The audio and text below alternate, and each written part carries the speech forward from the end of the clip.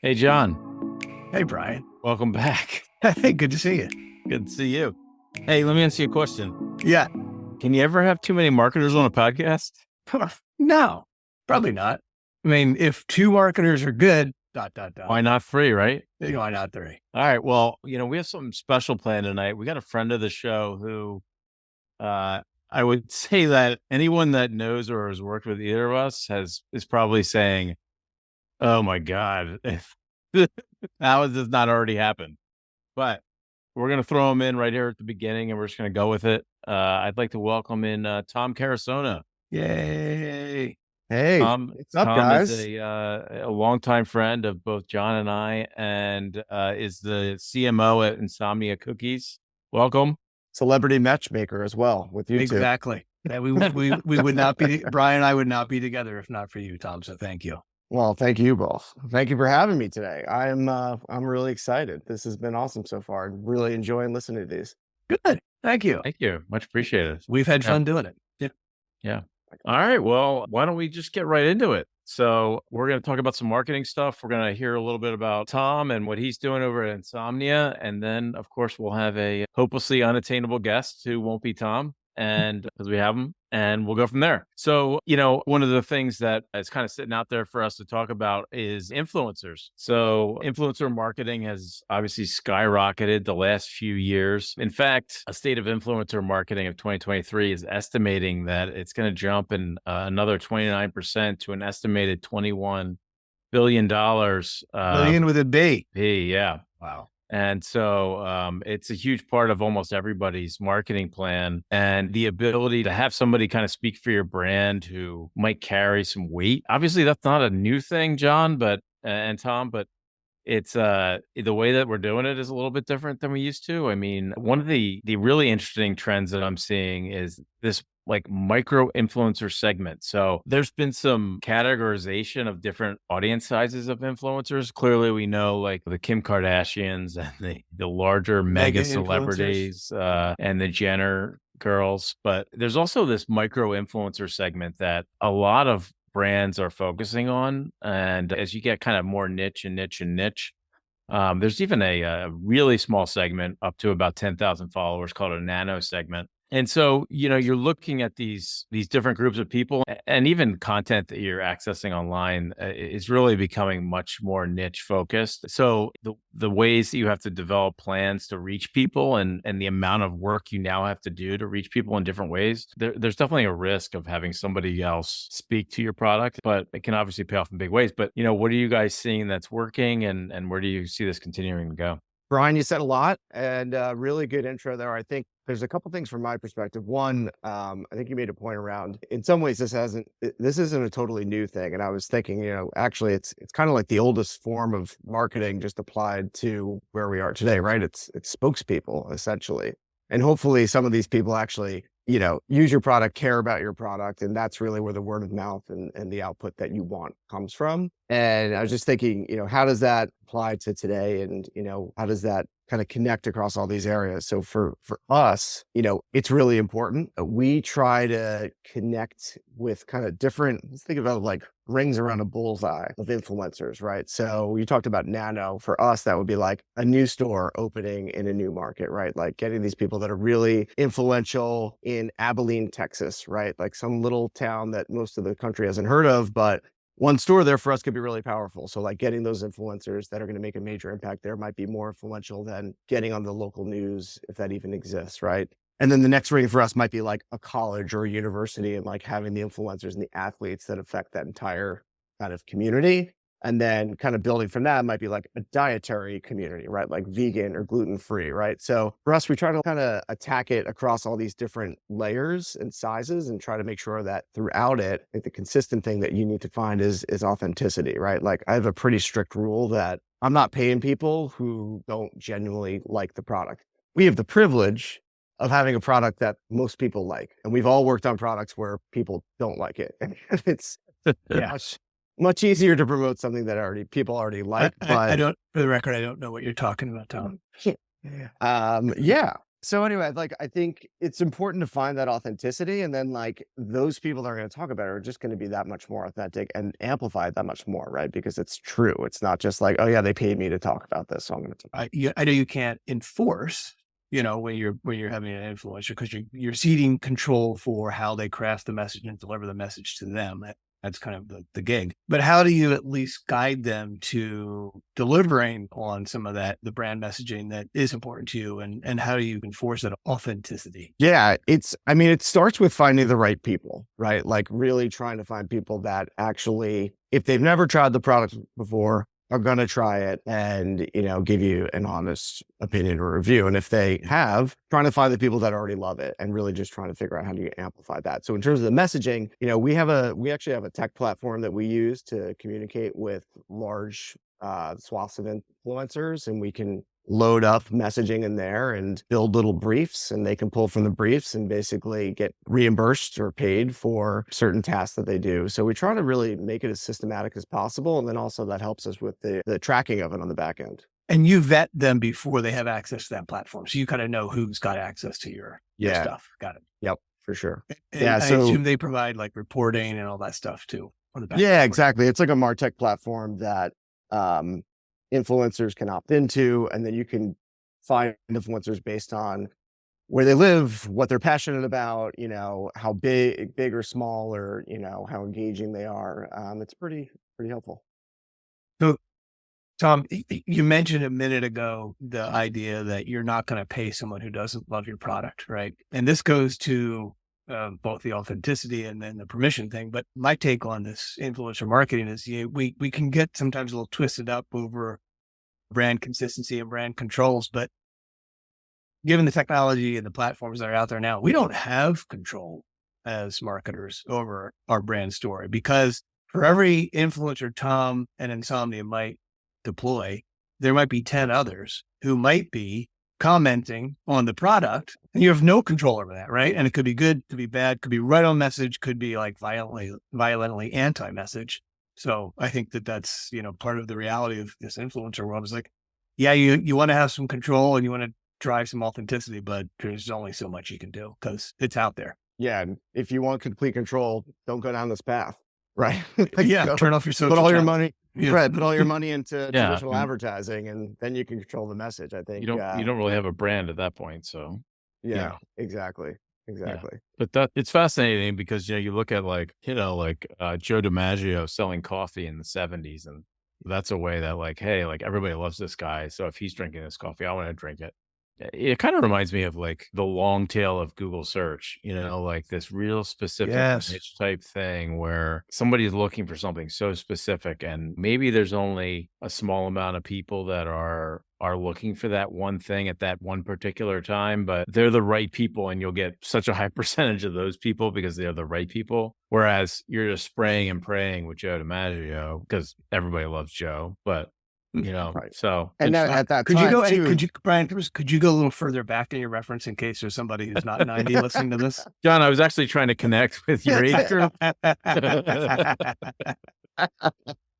Great. So Brian, similarly to you mentioned, an iconic, very old 1970s iconic TV campaign. I feel the same way about the influencer stuff as I do about TV. I kind of miss the days where there are these cultural moments around big, communally shared media moments, where everybody did watch the last episode of MASH, and whatever the TV commercials that were on then, people talked about the next day. And now with media so fragmented, the messaging is also so fragmented. So I kind of miss that we don't have the opportunity to share with a lot of people. Oh, did you see that thing? No, because it was a nano influencer that reached, 8,000 people that have nothing to do with the way I go through my day. Or 80. I mean, and the only thing we have left now is really it's like the Super Bowl, and then the person who reaches 80 people in the suburb of Texas, and some really bad stuff in between.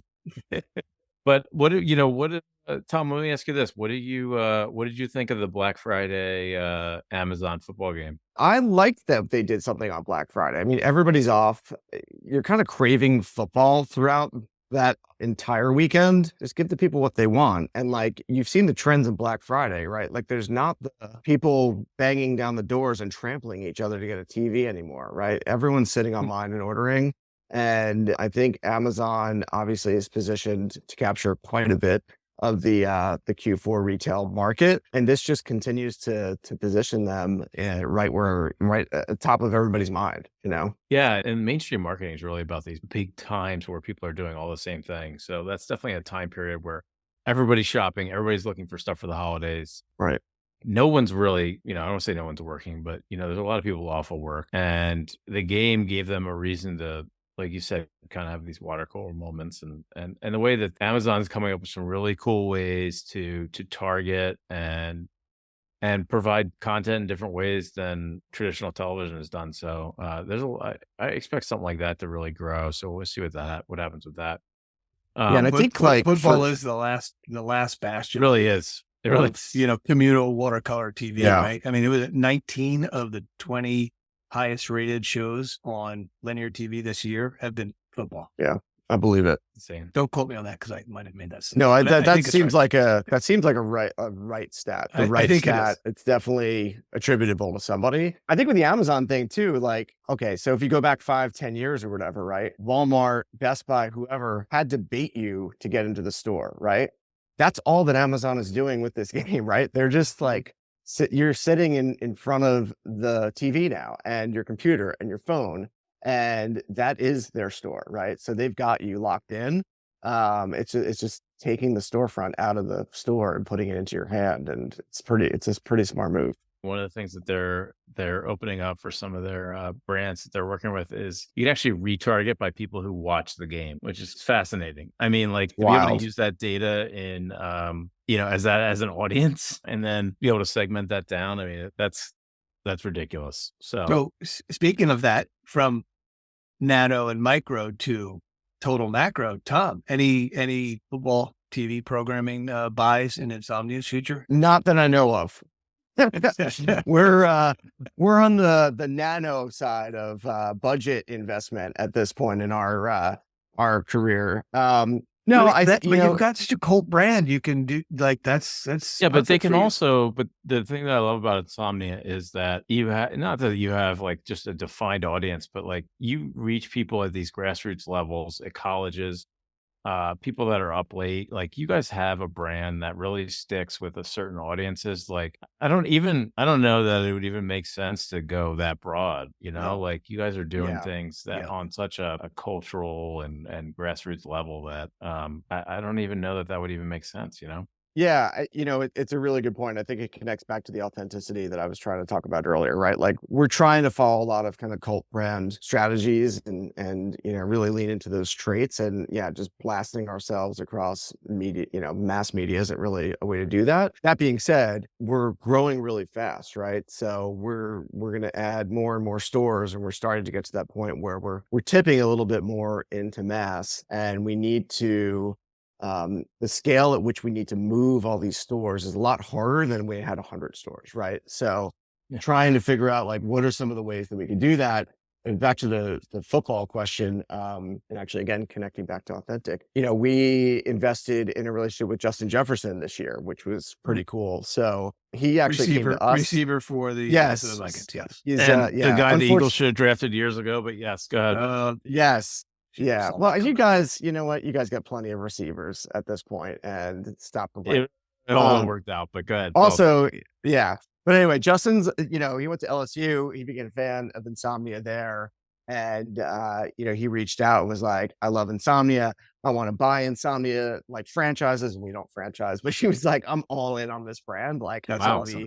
do we figure this out? So I was like, okay, this works. We're doing something with him where it's kind of a bridge between, some of the micro stuff we're doing and a little bit more mass, right? We created a whole campaign, a video campaign. It's running kind of when football airs on TV, but we're running it on mobile and social. So we're really trying to like pair up like, hey, cookies make every event better, and have Justin kind of be that, the receiver, if you will, of our deliveries at all these different times. Nice. So That's cool. Really fun little thing, but I think it starts to connect and bridge the gap there for us. Yeah. You guys have stores up in Minnesota? We do. Yeah. We Hey. just opened our one in St. Paul. We got one in Minneapolis. You know St. where Cloud. you don't have, you know where you don't have one, Tom? Where's that? Burlington, Vermont. Yeah. Ah, My daughter keeps asking. dude, okay. Good news for you. One coming there. News. And- We're breaking news on the and- Snap Decisions podcast here. John, even more exciting. In about 3 weeks, we're opening one in South Lake Tahoe at the steps to Heavenly Resort. Yes. And I know you've been there before. It's Whoa. God. gonna be pretty cool. So I volunteer to be an on-slope ambassador for that. Is that Yeah. one of your cookies? Is that going to be like a hot cookie shed at the bottom of the mountain? no, it's actually like more I don't know if you've been to South Lake before, but it's No. a pretty like vibrant downtown. And it's where there's a bunch of casinos there because there's right on the edge of Nevada and California. So kind of strange, like Heavenly, the mountain and the gondola goes down, and then you get off it and there's like bars and casino. It's like a party vibe there. So Wow. we're kind of more in that scene, not Oh, that's very necessarily right on the mountain. Yeah. So That's fantastic. Well, yeah, I do have to share a story with you. I went to visit my daughter in Burlington a few weeks ago. And while I was at her apartment, her roommate and her boyfriend drove 25 minutes to another town and brought back a competitive cookie terrible one. and proceeded to, spend a lot of time kind of evaluating which of these 6 different cookies were better. And my daughter kept looking at me like, you got to tell your buddy Tom to get a store up here. I'm like, yeah, I've told him. So that's great. She'll Working be on it. very happy. Coming He in. also says there's no food Good after one. 10 o'clock except for a kebab stand, and that's it. that could work for us. Yeah. I mean, You that's kind of our want- business. okay, we'll have to do a follow up from. But yeah, road trips popping up every time we do a podcast, right? Right. That would I be lo- fun. From It's gonna be- Burlington, Vermont. Phase 2 of these podcasts. Yeah. We're gonna go to a Barnes and Noble and then have cookies. Yes. Love it. So Tom, what's Justin Jefferson's favorite cookie? He likes our salted caramel, and I think a snickerdoodle. I should have remembered this top of mind, but I'm pretty Classic. sure those are the top 2 he really likes. You guys had an interesting moment a couple of years ago. Maybe you can talk about it with the New York Mets. Even though I despise the New York Mets, it was a pretty cool story. You want to talk about that for a little bit? Yeah, this was crazy. Let's just set the stage for where we were. It was the end of February of 2020. So Oh, I don't know if anyone remembers. yeah. It was like 3 weeks before everyone was like, oh, COVID's a real thing. And the entire world shut down for, and we all lost 2 years of life. Anyway, so the New York Mets on MLB.com, they have, content for all the different teams. They wrote this article and it was basically about how a bunch of the young Mets at the time had this kind of unofficial thing called the Cookie Club. And every time they visited a different city, after the game, they would go to their hotel and order Insomnia cookies. And they like really bonded over our cookies. There's a lot of layers here, which make this so great. One, the article coming out was pretty cool. 2, Seth, who's our founder, is like the biggest Mets fan in the world. So when this article came out, he was basically like, I think I'm done. I don't know that I need to do anything else. There's nothing at else this to point." achieve. Yeah, my favorite team of all time is now actually, the biggest fans of the thing I created. I don't know how I could do any better than this other than having my 4 kids, right? Like that was it. So it was the beginning of something that we tapped into a little bit, but I mentioned the February of 2020 because as soon as that happened, everything it got a little choppy for us that way. Yeah. And it was a little hard to activate that in the way that we would have liked to. Yeah. Too bad. Again, genuinely love. We did some things with Jeff McNeil, and those are great guys. They still love the brand, but they're all kind of all over the place now. I just Googled and I see that the Mets finished last in the NL East that year. No, I'm not saying there's any sort of correlation. Maybe they ate too many cookies. I don't. But, But you've eaten. I blame COVID. It was 2020. You've Yeah. set on the cookies. we'll talk about authenticity, right? You probably couldn't create something like that rung as true than it actually happened amongst them on their own. So without coming to you. this is what I love, right? So you have these moments where you plan for God knows how long, way too long, and then you hope somebody likes something. But then you have these instances like Justin Jefferson loves your cookie and wants to buy your stores, and Right. then you have the Mets. All of a sudden, they have their own cookie club. I mean, how do you and your team work together to say, "Hey, we have to do something right now. What are we going to do?" And we're not leaving this room until we come up with an idea. I mean, you basically described what we do. The I mean, the nice thing about our brand and our team and our company and leadership is that we are incredibly nimble, right? Like we're on top of that stuff and like we're getting cookies to those guys same day. We're reaching out to their publicists. We're trying to Yeah. figure out where are they? Like where are their families? Who can we send cookies to? It's kind of like an unwritten part of everybody's job. It's not in a job description, but it's expected that like again, it goes back to like amplifying that authentic love, right? Like if it's there, we try to pour more gasoline on the fire and let it go. But yeah, we just try to be as fast as possible with things. That's it. Remember when that was a thing in marketing, the idea of like real-time marketing? Because you guys have just really operationalized that. So Tom, you were just talking about seizing on those moments of opportunity because you are that cult brand. With that cult brand has a lot of opportunities, which you just talked about, but also I would guess a lot of responsibility in some ways, right? Where, you can't screw it up. How do you know when you're maybe going too far into like having mass appeal and you need to kind of stay true to your cultish roots? Is that just an art? It's probably a little bit of art and a little bit of science, right? Like I think for us, it's about really staying true to our brand promise and essence. Like we're really pretty obsessed with that. We say our brand promise or essence is warm, delicious, delivered, and own the night. Like those four things are everything for us, right? So it's not to say that we don't want to go mass. Like I want everyone to know Insomnia Cookies. I don't expect everybody in the country or world to be a customer, but certainly growing the brand is important. I think doing so in a way that's responsible and within the guardrails of who we are and not, bending or being different just to pander to the masses or whatever that might be, right? So it's really about looking back to, does this make sense? Does it feel right? Does it connect to our brand promise and our platform and all that type of stuff? Does it feel normal and authentic and fun and cool? And if not, we'll pass on things. I mean, I pass on stuff all the time, like all the time. It's crazy, but we do try to grow the right way. And then there's other things that I think we're still trying to work through from that perspective. Yeah. So speaking of owning the night, you have some really cool stuff that you do where you're going out in the middle of the night to, get everybody fired up. Can you talk a little bit about some of the stuff you guys have done with that? Yeah, sure. So, Own the Night became this kind of like mantra a couple of years ago.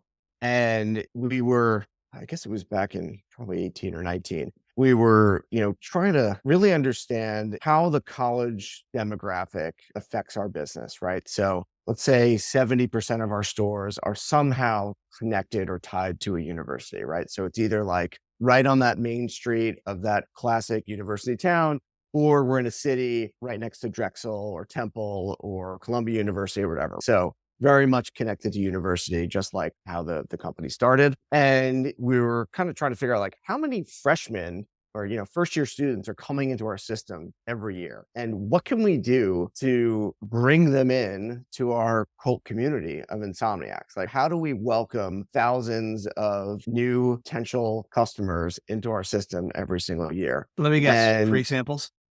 That's a big part of it, my friend. Yeah. So then, we kind of like, we're throwing a lot of things against the wall and, we were like, it would be really cool to do something at night. So long story, shorter, longer. We basically came up with this concept of the PJ party. So this is now, I think we just did our fifth one.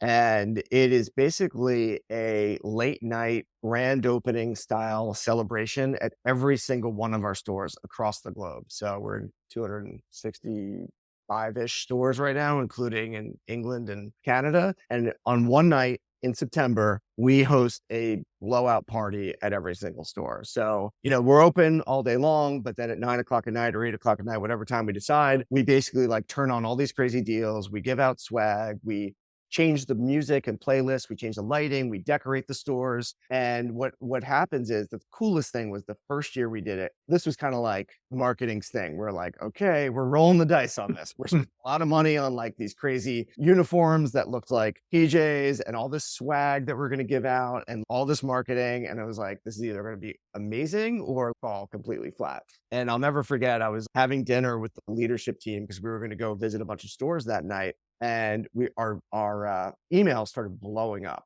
And we looked at our phones and realized that all the stores were taking pictures of the lines that were forming in front of their stores, even though the stores were open, just to wait for all the stuff we were giving away and stuff. So it was the coolest thing amazing. ever. So, and like everyone jumped in and we had hundreds of emails going back and forth with these pictures of just the students. Oh, and by the way, the whole thing is the pajama party. So you're wearing pajamas, right? So there's these kids dressed up Yeah. in crazy pajamas across the country. That to me is the embodiment of Own the Night, right? It's like, how do you That's take that fantastic. Yeah. as a brand platform and put it into an activation and make it memorable? I've been now to, 5 years of these things, and we typically travel around the country and go visit a market and hit as many stores as we can. And I'll talk to tons of students, and like so many of them, it's their first time ever interacting with the brand, right? So like, talk about an Amazing. emotional Wow. long-term Yeah. bond, right? First impression. Like, Yeah, like, yeah, and like the stories and just the emotion that you get out of these customers is pretty cool.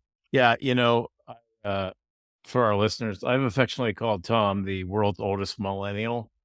yes. He Tom, it's like you never left college in some ways, and this is great. Brian, I think you have to update that to Gen Z now. I've grown out of millennial, You may have grown out of it, but I don't or know. millennials grown out of me, I think. Yeah. Okay. Great. Yeah, we've moved along, but the other really cool thing that you guys have done is the innovation cookie lab that you've done in Philadelphia. And can you talk a little bit about kind of where that came from and how you guys have used that? And it's a great experiential place, but you guys are doing a lot of cool things with that. Yeah, the Cookie Lab was born out of COVID, actually. And it was kind of a crazy thing. I'll try to keep this story shortish, but Seth was like, we should figure out a way. Let's build an experiential brand. And again, this is when people are stuck in their homes and not going out and wearing masks, and, people are just talking over Zoom, right? He's like, we should build an experiential brand where you can make your own cookie. And then we'll take all the data from the different toppings they pick and the flavor profiles, and we're going to use that to help inform our innovation. And I said, you're out of your mind. We're in the middle of COVID. Like, this is a terrible idea. I think what you meant to say, Tom, was great idea, boss. Right. Which is exactly what I said. No, so we kind of like, we were throwing around this idea. I'm like, this is a really fun idea, but how do we actually pull it off? Oh, and the other thing was like, we want it to be a speakeasy. So we want it to be brand within a brand, right? Literally and physically. So we have an Insomnia Cookies, normal cookie place, and then there's a secret door, and it brings you into this Insomnia on steroids, an innovation factory. So that's honestly how it was born. We were going to originally do it just as a digital play. Like, can we do this online and let people kind of like mix and match and play with the different flavors and toppings and all that type of stuff? And then we said, let's build this thing and let's do something that's really cool. So we built this thing in South Philly, right across from Pat's and Gino's, so kind of like the late night, food mecca of Philadelphia. So a good spot for that. Lots of late night exposure, lots of late night tourists, and certainly our core demo as well. So it's a normal store. There's a bookcase, which you have to say a secret password to. It opens up, and then you go into the back, and as a customer, you can build your own cookie, kind of like you build a sundae. You can do these crazy over-the-top milkshakes, and it's just a really awesome, deeper experience with the brand. Yeah, so just to give listeners a little bit more background. So your CEO and founder, Seth Berkowitz, went to Penn, built a company at Penn, started selling cookies out of his dorm room. That's kind of the backstory there. So Yeah. the lab having the bookshelf and kind of being the secret pathway from the regular store into the cookie innovation lab is on brand, is on part of the lore of Insomnia, which is great. Yeah, exactly. It connect. I mean, if you look at what's on the bookshelf, it really connects back to like Seth's dorm room, right? Like, there's references to Halo, which is the video game he was playing when the idea came up, and other silly things like little connections to Penn and kind of inside jokes and stuff like that. So yeah, there's like a nice connection there. It's a brand within the brand. It's a extension of our brand, but it's also part of the company that we're really trying to understand, what does this mean for us and how can we leverage it? And does it have legs to go beyond Philly and more? Awesome. It was a really cool. I went there for the opening night, and thanks to you. And when you're talking about the lines outside of the stores for pajama party night, that's what it was. It was amazing with very little promotion, just a line out the door, people clamoring to get in. And then once you get in, just a very cool experience for the brand that kind of it felt very different, but very much a part of what you're creating and curating. Yeah, So and that was a great activation. and the location in South Philly, like you Yeah, said, on perfect. Pat's and Gino's is perfect because people are there all hours of the night. Everything's 24/7 there. Yep. So perfect spot for the brand that really leans into the late night crowd. So that's awesome. And the other cool thing is you guys are trying out new products and stuff there. And so I want to talk to you about new product categories and how do you stay within the universe of who you are? And we talk about being careful with the right types of media and things like that with the brand. But how do you, in terms of the product itself, how do you make sure you don't go too far? You guys have battered products for ice cream and milkshakes and brownies and things like that. How do you make sure you're not going too far with the product itself? Yeah. So similarly to kind of the question around cult and mass marketing, we kind of take that same approach to products. So I run the product team as well here, and we basically have like a 2-word mentality, and that's cookie first, right? So as we think about our products and extensions of our products, the first thing we say is like, is this cookie first? Does it feel like an authentic extension of our core cookies? So talk about ice cream. We launched an ice cream brand last year. So we, in the past, we'd always had ice cream in our stores, but it was basically regionally sourced. So you had a lot of inconsistencies. It was hard to promote. You had different flavors at different stores. It wasn't great. And it was like, oh, the South likes this flavor, the North, and depending on the provider, a wide variety of quality and consistency and all that. So we were like, all right, let's take this into our own hands, make our own ice cream, but how do we make it Insomnia? And we said, let's make it cookie first. So we came up with our own ice cream, and every flavor except for vanilla or chocolate, it has our cookies in it. So, cookies and cream for us is called cookies and dream. And instead of an Oreo type cookie, we've got our double chocolate chunk in there, right? So salted caramel for us is called Caramillionaire, and same thing. It's like caramel ice cream with our salted caramel cookies in there. So we really try to, again, like ice cream and cookies go together really beautifully, and no one's really kind of gone all in on, the cookies and ice cream really together within ice cream. So yeah, just using that cookie first mentality is what is going to keep us kind of within our lanes. Nice. Tom, yesterday I was watching TV and I saw a commercial, and I feel like the universe sent this to me, kind of getting ready for this podcast. Ooh. Dairy Queen running a national TV ad promoting 2 dudes just getting burgers and sodas. And I was just like, what are you doing? It blew my mind that not only was it not ice cream first for Dairy Queen, it was ice cream non-existent. And it was something completely, I would argue, not adjacent. Hey, Tom, when are you going to fire up the hot dog? I was going to man. say, John, you just ruined my cheesesteak reveal. That's our next big LTO. Is more news breaking here. This just in. Insomnia launching cheesesteaks. Yeah. Insomnia ham. Whiz. Bam. Or Scrapple. We're here in Philly, remember? Oh, yeah. But the purple ice cream that you guys have, talk about on brand. I mean, yeah. It feels like you. It looks like you guys. And my God, the Chipwich with that ice cream. My God, that's great. Good stuff. You got a couple brand ambassadors here. And by the way, I texted my daughter saying, "Hey, breaking news: Insomnia coming to Burlington." And her response is, "No way!" with 5 exclamation points. She'll get the Tom Carusona special secret discount code. Nice. That's great. That's great. Thanks for continuing to break news here on the podcast. This is great. This is why I came on. What else should we look forward to from you guys? Ooh, I don't know. I mean, new stores galore.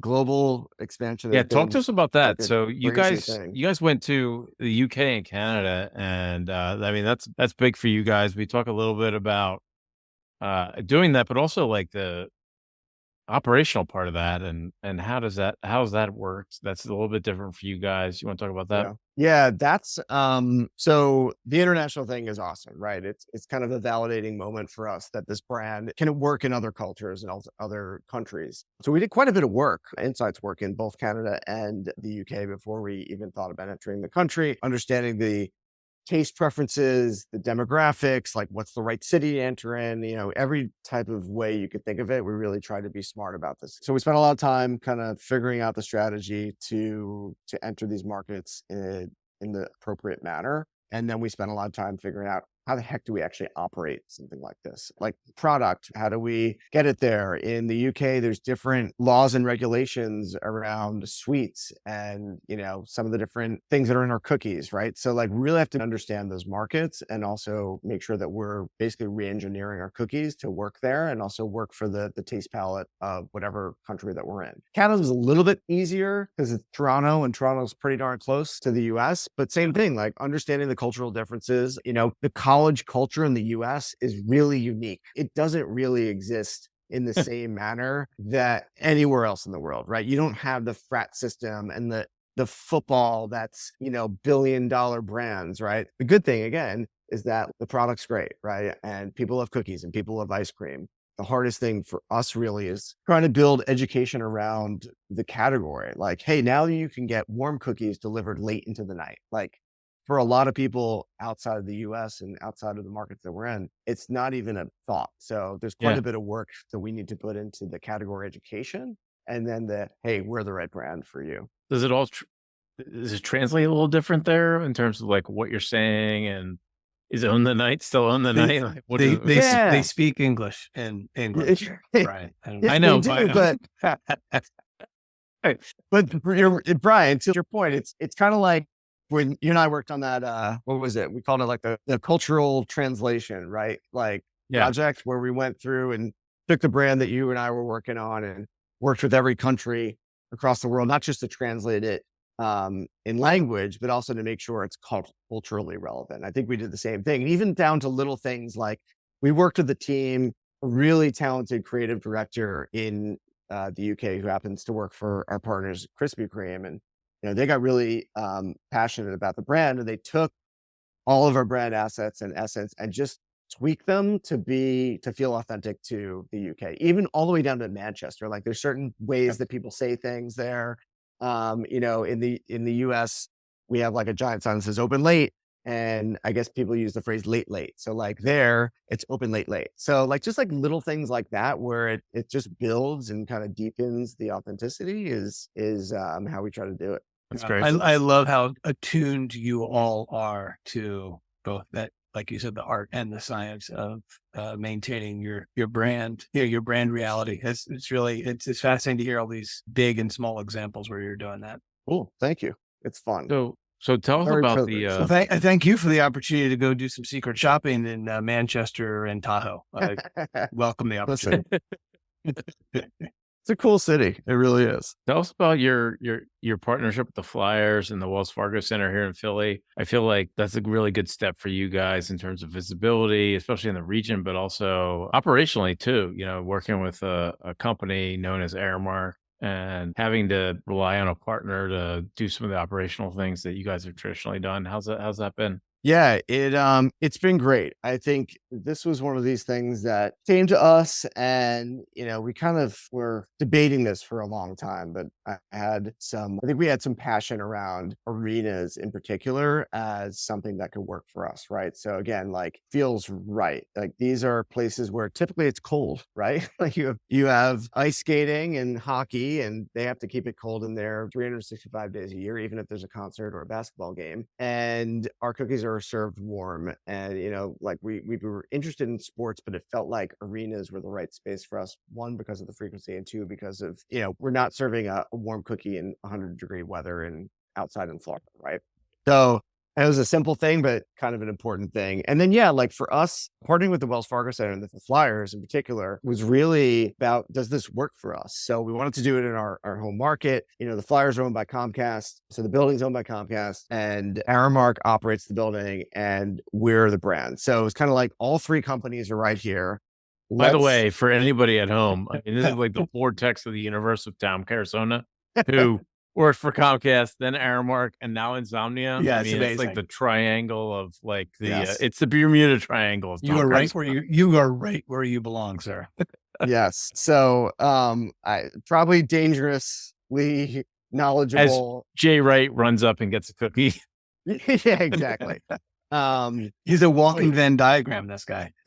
You definitely found the overlapping circles there. But yeah, again, like,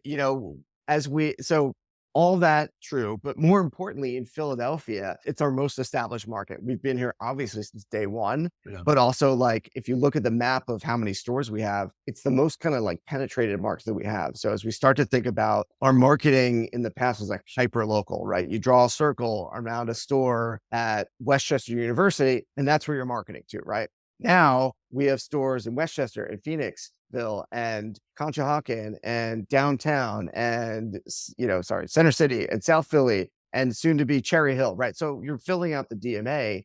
You need to find ways to actually communicate and connect to more people across the DMA. So this is a great way to do that, both within the arena itself, but then also with the sponsorship that comes with that, right? Awesome. So let's talk about Aramark. So Aramark is a company that operates for stadiums, for hospitals, for schools, as we used to call it, because I used to work at Aramark with Tom, for anyone looking out there, cradle to grave. One of the big projects that we worked on together and was a big part of both of our careers is the rebrand of Aramark. And, Aramark is such a giant behemoth company. And as a marketer, there's these really interesting projects that you work on for like a singular brand that you might have a very specific mission. And Aramark is so widespread. So if you do one thing, it could impact everything. So can you talk a little bit about remaking a brand for a company like Aramark, and what are the things that popped up to you as you were, refreshing a brand like that? Yeah, I mean, that was an incredible, it's so funny, like to look back at that, you're in it every day. You don't realize like how much of a massive impact you have until now. Today, I drive by Aramark trucks with the branding that we worked on All the time, right? right. Yeah. And it's like, oh yeah, that's kind of cool. Like we did that. Right. And for me, I think honestly, I think I was a little bit naive at the time in terms of like how big of a project that actually was and what we were going into. And I was thinking, yeah, like Aramark feels a little old and dated, and like we need like a refreshed look and like a new vibe, right? Like let's do that. And like that to me sounds doable, right? And for the most part it was, but the process of going through, a company that was essentially like 12 or 13 different businesses, plus another like 12 or 13 different countries that operated kind of as completely different brands and businesses, and like getting them on board. So again, like for me, I was learning every day and kind of peeling this onion that I didn't even know existed, right? Like, oh my God, like there's more things. I think the most intimidating thing, and I'll never forget this, was the trucks. And like Yes, I was gonna bring that up. sitting with the CFO and my boss at the time and being like, how are we going to attack? I don't even remember what the number was. It was like tens of thousands of trucks across the globe. And like, we're going to do these this quarter and we're going to do those that quarter. And these trucks just got gone. So like, that was mind blowing to me. Yeah, because they're several $1,000s a piece to rewrap. Todd, when you think about some of the things you did at Aramark, and you say that you were maybe naive enough to not realize how big a thing it was that you were tackling, I gotta think that kind of not knowing what you're biting off is where some of the magic happens. When you're like, yeah, you're not constrained by reality because you're a little naive to it. Yeah, absolutely. And I think that's the cool thing about all of our jobs as marketers. You really get to affect, especially when you work on brands that are national or global, is that your job is to basically leave them at a better place than when you started, right? And it's a privilege to be able to do that. And when you're in it, you're going to work, right? It's like I'm answering emails and I'm getting project deadlines and I'm getting feedback on things and not wanting to hear that feedback, right? Like it's like all that stuff, and then you look back and like, oh, like how we actually did a ton of stuff. How did that actually happen, right? Like I enjoy these kind of conversations because it allows me to look back and be like, oh, wow, that was pretty cool. And we worked on tons of things that still are having impact. Like I said, Well, I hope you continue to have that opportunity to kind of attack stuff without full knowledge of like how insane it might be. That it always stays fresh like that. Yeah, Because then we'll have you back on the podcast and you can tell us about 9 more activations and how cool they were. I would love that. Regular guest, Tom Carusona. Oh boy, Always. I'll apologize to your listeners now. So, Tom, I'd love to talk about just, real quickly, what drew you to marketing? How did you get into it? I know, you went to Villanova, you jumped into Tyranny, the agency in Philadelphia, and then you came to Comcast. But what made you think this is the right way to go? Good question. I think Probably a lame answer for you, honestly. So, I mean, I was always, as a kid, like I'd like won the art awards and was probably like more creative mindset. And like I enjoyed thinking creatively and doing creative type things. And I grew up on Long Island, kind of in the shadow of like the advertising capital of the world. So as a kid and like going into college, I was like, that would be cool to like do ads one day, like that seems like a cool job. And that's kind of how it started. Like I wanted to do something that I remember like my mom growing up was like, you should do something that makes you really happy. Like, don't worry about how much money you're going to make or whatever, but like find something you're going to happy and you'll be successful at that and the money will come and whatever. Right.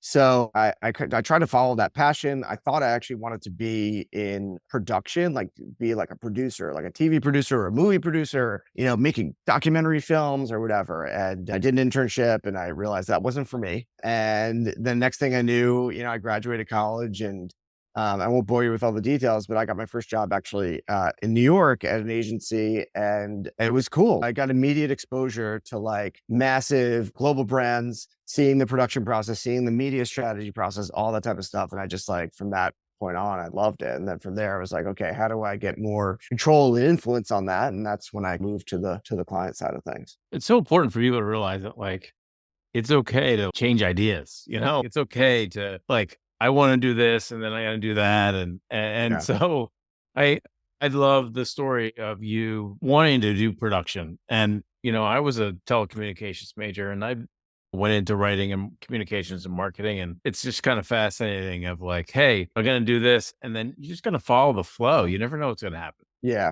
Like, I talk to interns or, people are like, oh, can I talk to you about my future? I'm a college student. And one of the things I always say is like, No, it's just, no. Yeah, absolutely no. I don't have time for refuse you. to talk to anybody. I'm far too busy.